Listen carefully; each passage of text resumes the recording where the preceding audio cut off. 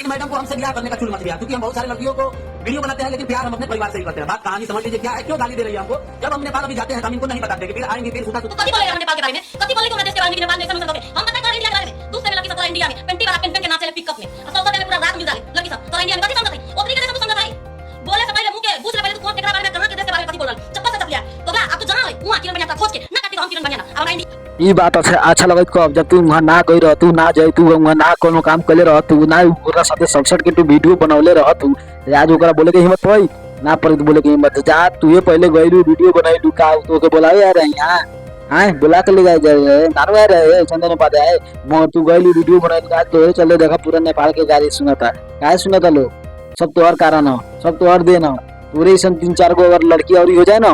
तो नेपाल के खत्म करके रख दी। कैसे कि नेपाल के नीचे दिखावे ला कोनो का सन्ना छोड़ू तो नहीं। आज देखा तू वेलू जैसे कि दुआ के आदि नाम धर सकता नहीं मगर काहे लगा रे कैसे कि बाहर तब तोहर वीडियो नहीं चलता जाके अभी चप्पल से मारला कहत रे